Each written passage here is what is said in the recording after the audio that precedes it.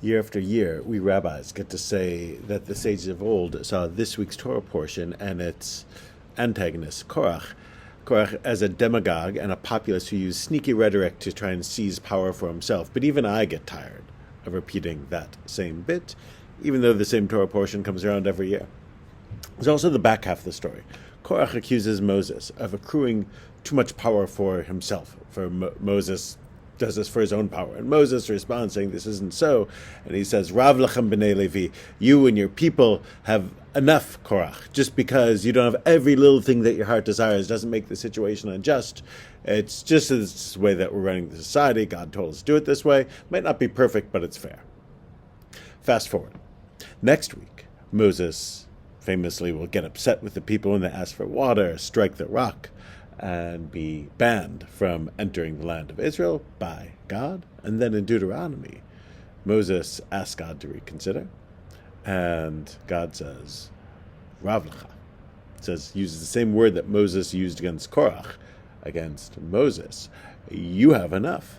This might not be perfect. It might be you might not get every little thing that your heart desires, but this is the way we're running things, and it's fair.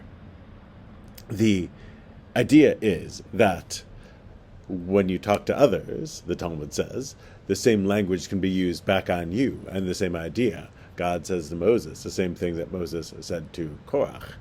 And even though it's understandable that Moshe gets mad, in the same section of the Talmud, this is Sota 13b, says, according to the camel is the burden. Lefum gamla shichana. More is expected of certain people, right? Even though it might make sense that Moses is upset, we expect a lot of him. He's supposed to act a certain way. And the same way he threw this in Korach's face, God can throw it in his own face. Now, what does this have to do with anything? One, it's true in our lives. Two, I also think of this, in terms of the world events right now, as the 12-day war between Iran and Israel ends, God willing, is over. Things may not be perfect. We don't get to create a perfect world.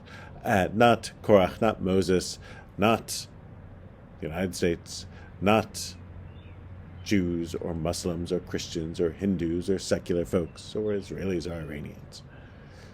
We actually have to live with an imperfect world, living side by side in our disagreements. Israel, the U.S., might not be able to make Iran bend Iran to their will. The mullahs and their supporters have a certain idea about how to run a society, and maybe they get to do that.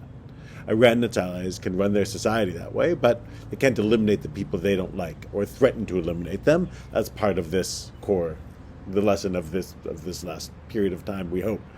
We can apply a certain standard of trying to establish mutually beneficial borders and agreements. Nobody gets everything they want. Everyone's only going to be part of the way there, and hopefully in a rapidly changing Middle East, we'll be able to create a situation where there'll be peaceful borders, people will be able to be different, run their societies differently, but peacefully.